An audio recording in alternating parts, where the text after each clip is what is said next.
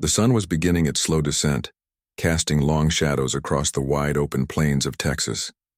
The land stretched out endlessly, its beauty both wild and harsh, and the air was thick with the smell of dry grass and dust. Mary Thompson, a young woman in her late 20s, stood near the edge of her small homestead gazing out at the landscape. Her husband had been away for weeks, taking supplies to a neighboring settlement, and she had grown used to the quiet solitude of life on the frontier. Mary's homestead was modest, a small cabin surrounded by a few acres of land. It was peaceful, but the silence could be deafening at times. On most days, she kept herself busy with chores, maintaining the cabin, tending to a small vegetable garden, and taking care of the chickens. She had grown used to the work, but there was always that underlying feeling of loneliness when the work was done. The long days without her husband felt like an eternity. Today, however, was different. As she gathered firewood near the edge of the forest behind her cabin, a faint sound caught her attention. At first, she thought it was just the wind, but as she listened more closely, she realized it was a soft groan, almost like someone in pain. Mary's heart skipped a beat. She hadn't seen anyone for days, and the thought of someone nearby, especially someone in need, made her nervous. But she couldn't ignore the sound. It was coming from somewhere ahead, deeper into the trees. Without thinking, she set down the bundle of firewood and carefully made her way toward the noise. The forest was quiet, with only the distant chirping of birds and the rustling of leaves breaking the stillness. The sun's rays filtered through the branches, casting dappled light on the forest floor. As Mary moved further, the groaning became louder, more urgent. Her pace quickened. There, lying on the ground, was a young boy. His clothes were torn and covered in dirt, his body stained with blood. He was unconscious, his chest rising and falling with shallow breaths. Mary's heart raced. She could see that the boy was no more than 15 or 16 years old.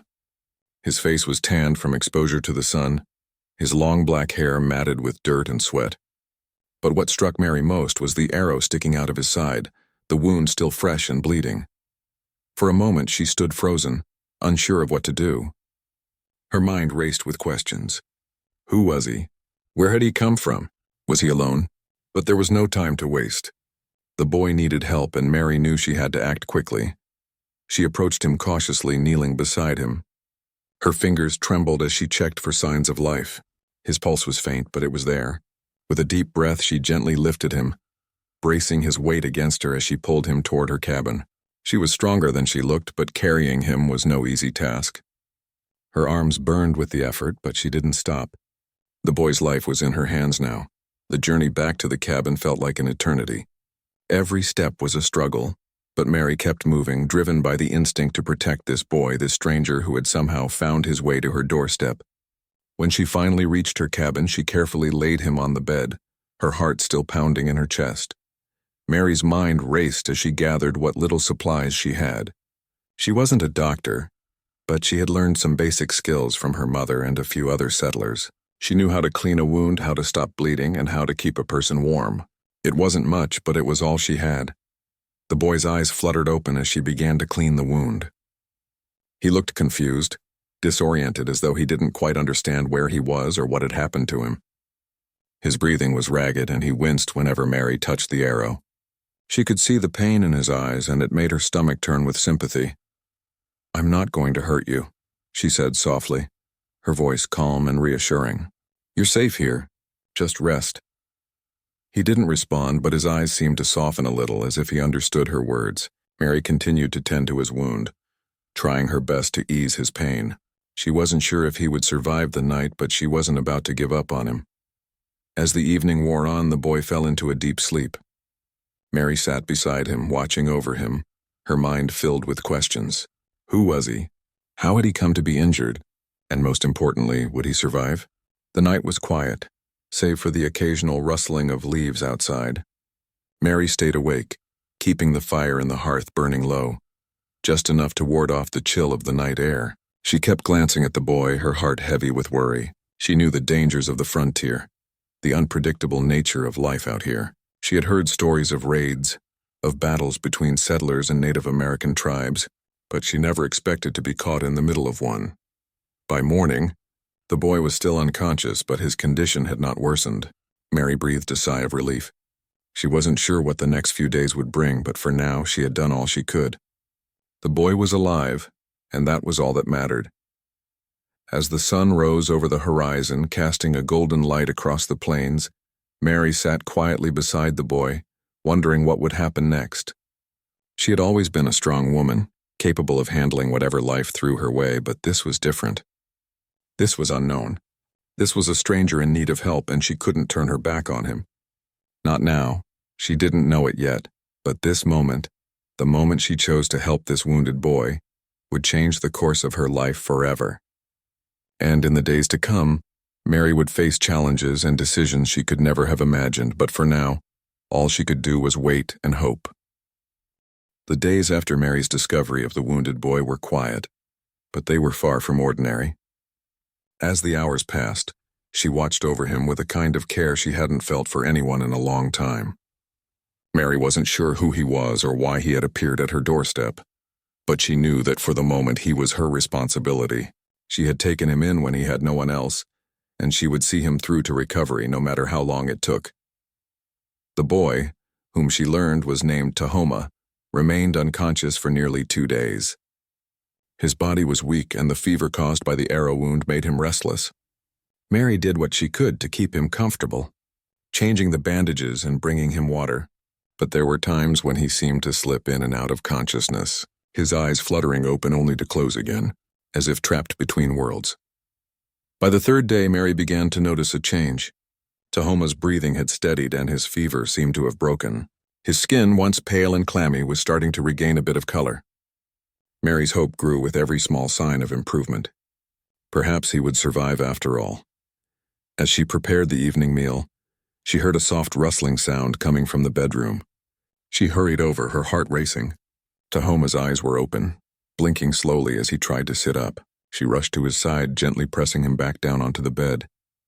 "Easy," Mary said softly, her voice calm. "You need to rest. You've been hurt badly." Tahoma's brow furrowed as he tried to speak, but his voice was weak and the words came out in a language Mary didn't understand. His eyes were wide, filled with confusion. His hand instinctively went to the wound on his side, but Mary gently stopped him, offering him a drink of water instead. She watched his eyes as he drank, noticing the mix of gratitude and uncertainty in them. "I'm Mary," she said, trying to comfort him. "Do you understand me?" Tahoma's gaze flickered as if trying to make sense of the words. He nodded slowly, though Mary couldn't tell if he truly understood or if he was simply following her lead. He then gestured to himself with his hand over his chest. "Tahoma," he said, his voice raspy and soft. The name was foreign, but Mary nodded, offering a small smile. "It's good to meet you, Tahoma," she said, though she wasn't sure if he understood the meaning of her words. She had no way of knowing his language, but the warmth in his eyes told her he felt her kindness. As the days passed, Tahoma grew stronger. His movements became less shaky, and he was able to sit up for longer periods of time. Mary had to help him with simple tasks like getting dressed or eating, but he was beginning to regain some independence. The bond between them, though silent, was forming, one of care, trust, and understanding. Throughout this time, Mary noticed something in Tahoma's eyes that she couldn't quite place. There was fear, yes, but there was also something deeper, something that reminded her of the loneliness she had felt in the early days of her settlement here. He had been abandoned, left alone in a strange land with no one to care for him, much like she had felt during the long, solitary months while her husband was away. Mary's own life had been difficult in some ways.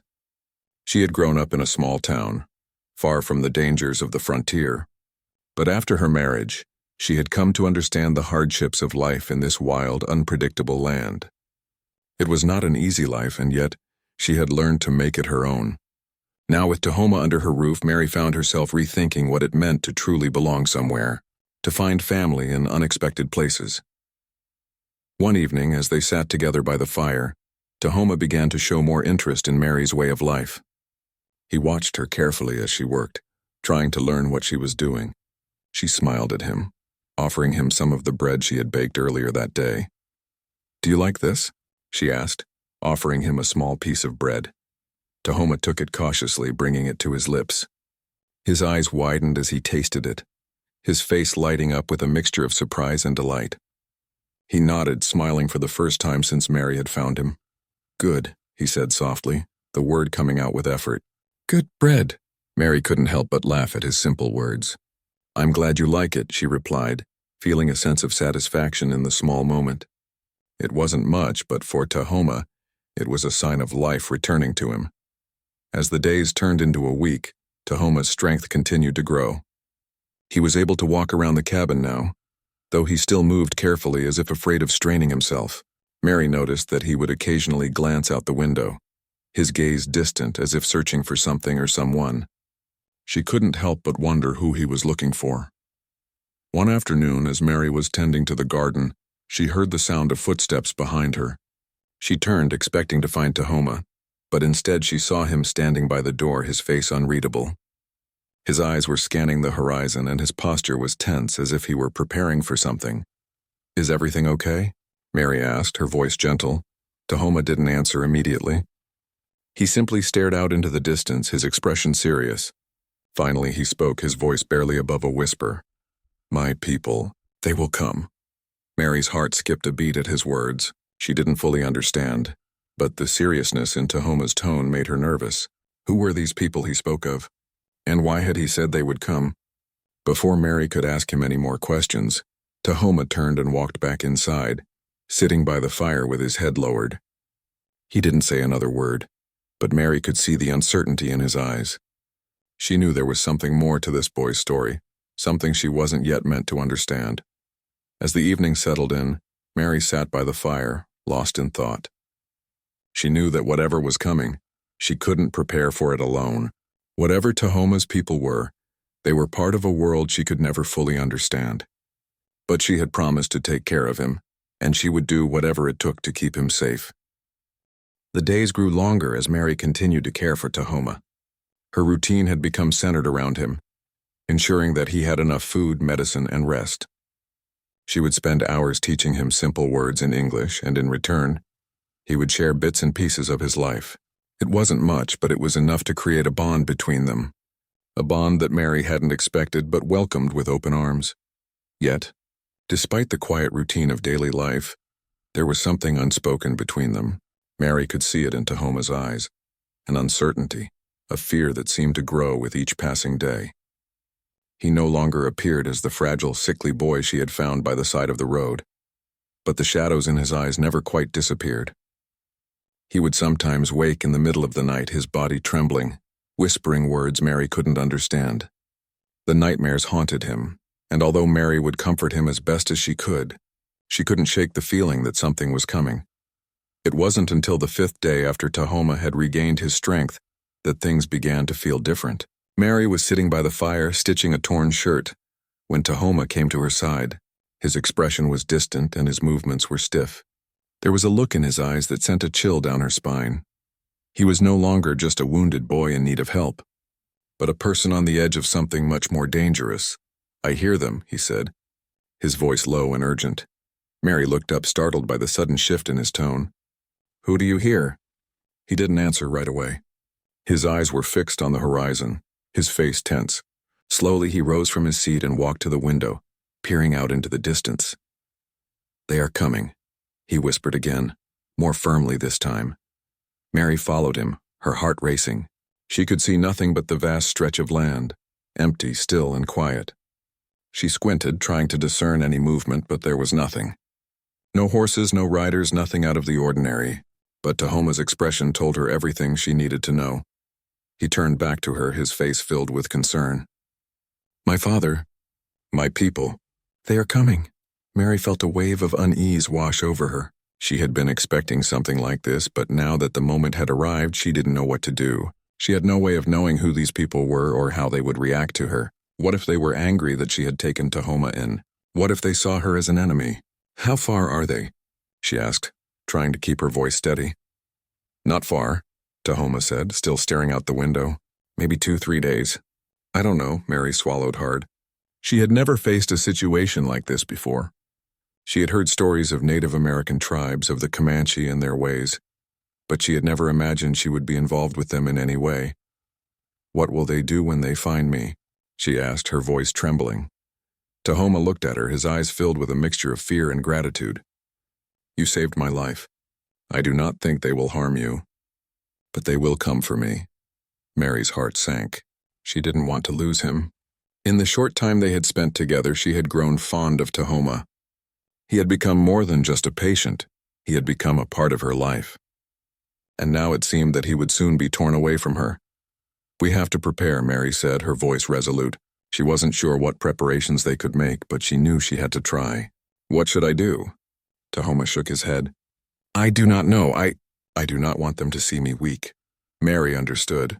Tahoma had a deep pride, and it was clear that he didn't want to appear vulnerable in front of his people. But she also understood that there was more at stake here than just his pride. She needed to protect herself and him no matter what. "Then let's get you ready," she said, standing up and walking toward the small chest where she kept her supplies. She gathered what she thought she might need: a rifle, some extra food, and a blanket. The thought of defending herself was terrifying, but she couldn't just hide in fear. She had to show strength just as Tahoma had shown her. That evening, as the sun set over the plains, Mary and Tahoma sat by the fire, each lost in their own thoughts. The silence between them was heavy, filled with an anticipation neither of them could escape. Mary had no idea how much time they had left, but the air was thick with tension. She could feel it in her bones, the feeling of something drawing near, something she couldn't control. As night fell, the wind picked up, sending a chill through the air. Tahoma stared into the flames, his brow furrowed. Mary watched him, wondering what was going on in his mind. He had been through so much already. Could he survive what was coming? "I will leave," Tahoma said suddenly, breaking the silence. His voice was steady, but there was an underlying sadness to it. "When they come, I will go with them." Mary's heart ached at the words, but she knew it was the only thing he could do. He belonged with his people, no matter what had happened between them. She couldn't keep him forever. "I understand," she said softly, though the thought of losing him made her chest feel tight. "But if you go, will you be okay?" Tahoma looked up at her, his eyes softening. "I do not know, but I will try." Mary nodded, her mind spinning with uncertainty. There was so much she didn't understand, so much she couldn't control. But she knew one thing: no matter what happened, she would never forget the boy she had saved, and the bond they had formed in the small cabin in the middle of nowhere. The night passed quietly, and Mary lay awake, listening to the wind howling outside. The uncertainty of what was to come weighed heavily on her heart, but there was little she could do but wait. Following morning, the sun rose early, casting a soft golden light over the plains. But the peace of the new day did little to ease the tension that had settled over Mary and Tahoma. The fear of what was to come hung in the air like a thick fog, clouding their every thought and movement. Mary went about her usual tasks with an underlying sense of urgency, trying to prepare as much as possible, though she had no real idea of what to expect. Tahoma, on the other hand, barely moved from his seat by the fire. He stared into the flames, his expression distant, lost in thoughts of his people, his father, and the fate that awaited him. Mary could see the worry in his eyes, the silent struggle that weighed on him. He was a young man caught between two worlds, one of survival and healing in this small cabin with Mary, and the other of duty and tradition with his people. "I will go," Tahoma said again, his voice steady but with a note of sadness. "When they come?" Mary looked up from her work, her heart sinking. She didn't want him to go, but she knew deep down that there was no way to stop him. He was bound by his people, by his heritage. She had always known that his time with her was temporary, but the thought of him leaving was still painful. "I know," Mary replied quietly, "but I wish things could be different." Tahoma glanced at her, his eyes softening. He didn't speak, but there was an understanding between them. They had come to care for each other in the short time they had spent together, and even though their paths were about to diverge, there was a quiet bond between them that neither of them would forget. By midday, the wind had begun to shift, carrying with it the faint sound of hooves in the distance. At first it was barely noticeable, a whisper on the wind, but soon it grew louder, unmistakable. Tahoma's head jerked up and his eyes widened in alarm. "They are coming," he said, his voice low and urgent. "It's them." Mary's heart pounded in her chest. She stood quickly, her hands trembling as she gathered her belongings and moved to the door. She wasn't sure what to do, where to go, or how to protect herself from whatever might be coming, but there was no time for hesitation. She had to face whatever lay ahead. The sound of hooves grew closer, a thunderous rhythm that rattled the earth beneath their feet. Mary turned to Tahoma, who was already standing at the window, his face tense. She could see the fear in his eyes, the weight of what was about to unfold. She walked over to him, her voice barely a whisper. "Are you sure they won't hurt me?" she asked, her throat tight with fear. Tahoma turned to her, his gaze searching her face. He seemed unsure, conflicted. "I do not know," he admitted softly, "but I will try to speak for you. I will tell them what you did for me." Mary nodded, though she could feel her heart racing. What would these warriors think of her? Would they see her as an ally, or would they see her as a threat? The uncertainty gnawed at her. She had done nothing but try to help, but in this wild, unpredictable land that might not be enough. The sound of the horses grew louder, and soon Mary could see the figures of riders approaching on the horizon. Tahoma's father, the leader of the group, was at the front, his tall figure easily visible among the other riders. He wore a fur-lined cloak, his face hardened by years of battle and survival. His eyes, dark and piercing, were fixed firmly on the cabin. "They are here," Mary whispered. Tahoma didn't answer. He stepped back from the window, his hands clenched into fists at his sides. He seemed torn between staying and facing his people, or leaving with Mary to escape the inevitable confrontation. But there was no escape now. The time had come for him to face his father, and for Mary to face the consequences of her actions. The riders dismounted with practiced ease, their movements fluid and swift. They gathered around the cabin, forming a loose circle as they waited for their leader to approach. Mary's breath caught in her throat as Tahoma's father stepped forward, his eyes locking onto hers. He was a tall man, his presence commanding. His skin was weathered and strong, his dark hair braided into intricate patterns. His gaze swept over Mary, and then he turned his attention to Tahoma, who stood by her side. There was a long silence as the two men stared at each other, the weight of years of tradition and expectation hanging between them. Finally, the leader spoke, his voice deep and steady. "You are the one who saved my son." Mary nodded, her throat dry. I didn't know who he was when I found him. He was hurt, and I did what I could to help him." The leader's gaze softened slightly, but there was still an edge to his voice. "I know you meant no harm, but you do not understand our ways. We cannot just let him go." Mary's heart raced. She understood what he was saying. He was claiming Tahoma. She could feel the weight of his words, and she knew that whatever happened next would shape the future of both of their lives. Tahoma stepped forward, his voice breaking through the tension. "Father," he said quietly, "I am not a child anymore. I made my choice." The leader's eyes narrowed, and Mary could see the flicker of anger behind them.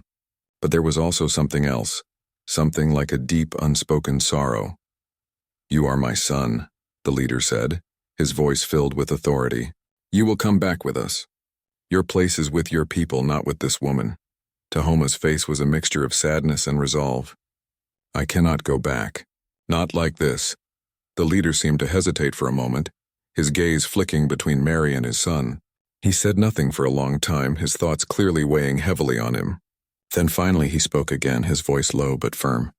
"You are free to make your own choices," he said, his voice carrying the weight of years of leadership. "But know this, your people will remember, and we will not forget." The warriors mounted their horses, ready to depart.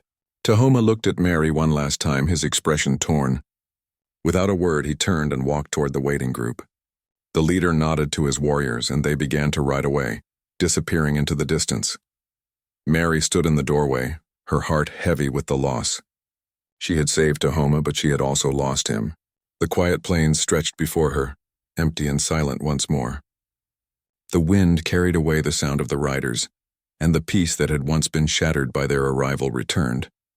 She would never forget the boy who had come into her life, even for such a brief time. And though they had parted ways, she knew that in some small way she had made a difference. She had helped him find his way back home, and that was enough.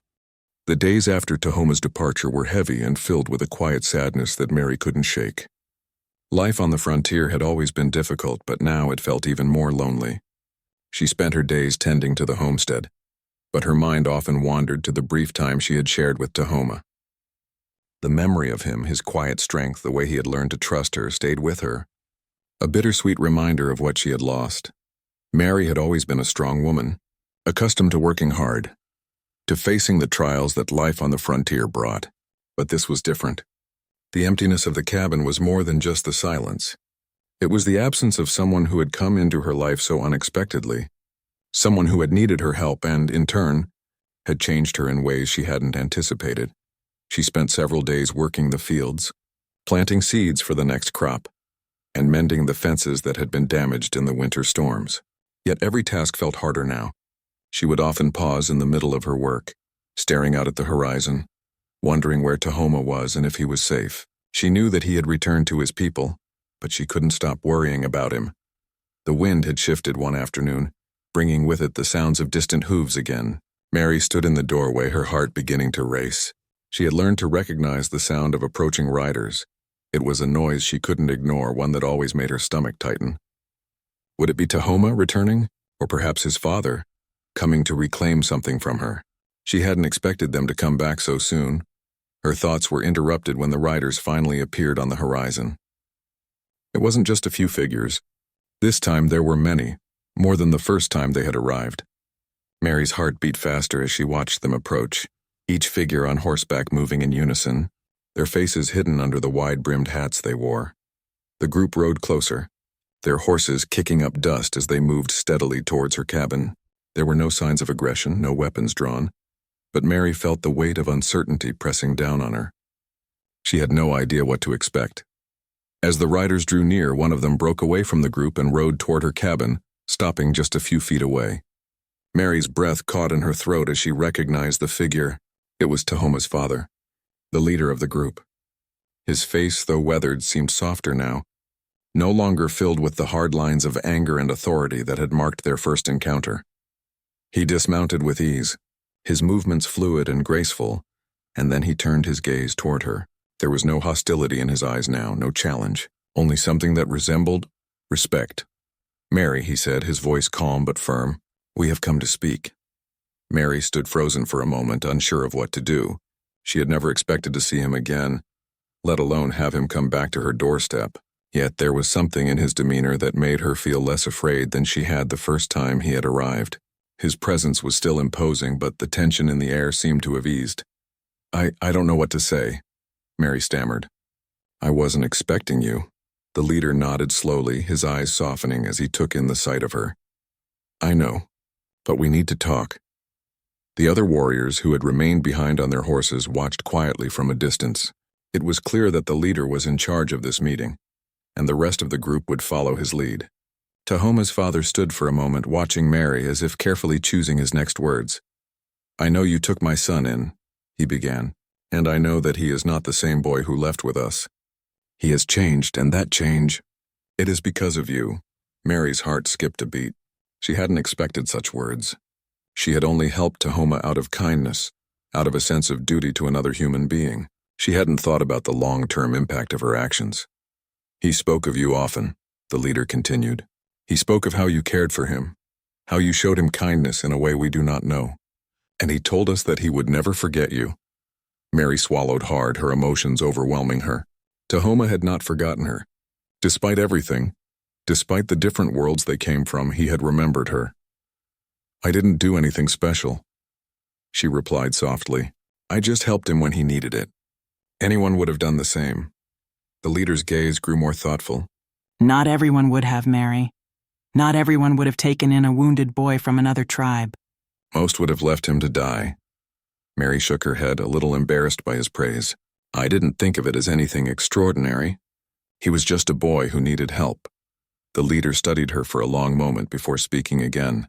"You may not have thought so, but to us your actions are remarkable. In a world where we fight for survival, where trust is rare, your kindness to my son means more than you know." The words hung in the air between them. There was no mistaking the sincerity in his voice. Mary realized that Tahoma's father was not just here to speak of his son, but to acknowledge her, her kindness, her courage, and her humanity. "I know that this may be difficult for you," the leader continued, "but I have come to offer something. I have come to offer peace." Mary blinked in surprise, unsure if she had heard him correctly. "Peace? From a man who had seemed so ready to claim his son and take him away from her?" "You and your people," he said slowly, "have shown us something important. We have always thought of the settlers as enemies, as invaders, as threats. But you You showed us that we can choose a different path. Mary looked at him in disbelief. Was he saying what she thought he was saying? I cannot change the past, the leader continued, but I can try to change the future. I can choose to see you as someone worthy of respect, as someone who stands apart from the violence we have known. And I can offer you something that few would dare offer, an alliance. Mary felt her knees weaken and she reached out to steady herself against the doorframe. An alliance? She echoed, still trying to comprehend his words. The leader nodded, his eyes steady and unwavering. Yes, an alliance. We may not be able to change the way things are overnight, but I want you to know that you are not alone, and your place here is not forgotten. For a long moment, neither of them spoke.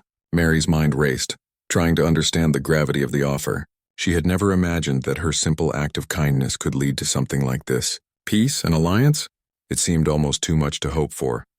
But in that moment, standing on the threshold of her cabin, Mary realized that sometimes, even in the most unexpected of circumstances, peace could be found.